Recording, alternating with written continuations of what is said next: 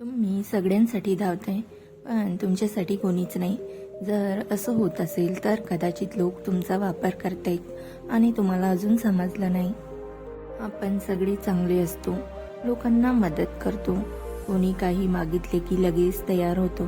पण एक गोष्ट लक्षात येत नाही की सगळे लोक आपल्यासारखे नसतात. काही लोक फक्त गरजेसाठी येतात.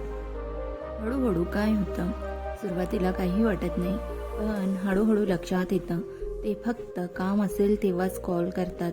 काम झालं की नाहीसे होतात, तुमच्या गोष्टींना महत्त्व देत नाहीत आणि एक दिवस तुम्हाला वाटतं मी सगळ्यांसाठी आहे, पण माझ्यासाठी कोणीच नाही. फक्त कामासाठीच आठवण येते, बाकी वेळ कॉन्टॅक्ट नाही. हा सर्वात मोठा इशारा आहे. तुमच्या वेळेची किंमत नाही. तुम्हाला थांबवतात, उशीर करतात.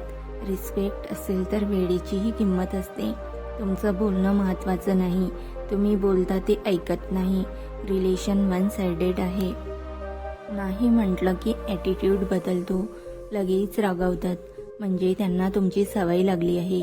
तुमच्या यशावर आनंद नाही. तुम्ही पुढे गेलात तरी शांत. खरे लोक सपोर्ट करतात, तुम्हाला गिल्टी वाटायला लावतात. तू बदललास असे बोलतात. हे इमोशनल प्रेशर आहे. तुम्हीच सगळं देता, ते काहीच देत नाही. बॅलेन्स नाही, वापर चालू आहे. आता काय करायचं? ही चिन्ह ओळखली, आता ॲक्शन घ्या. नाही म्हणायला सुरुवात करा. सगळ्यांना हो म्हणणं थांबवा. तुमचा वेळ सांभाळा. तुमचा वेळ वाया जाऊ देऊ नका. बाउंड्रीज ठेवा. किती द्यायचा हे तुम्ही ठरवा. स्वतःवर फोकस करा. तुमचं काम, तुमचं लाईफ इम्प्रूव्ह करा. शांत राहा. गौतम बुद्ध यांनी सांगितलं, शांत मनातच खरी ताकद आहे. एक गोष्ट नेहमी लक्षात ठेवा, लोक लगेच बदलणार नाहीत, पण तुम्ही बदललात तर त्यांना बदलावं लागेल.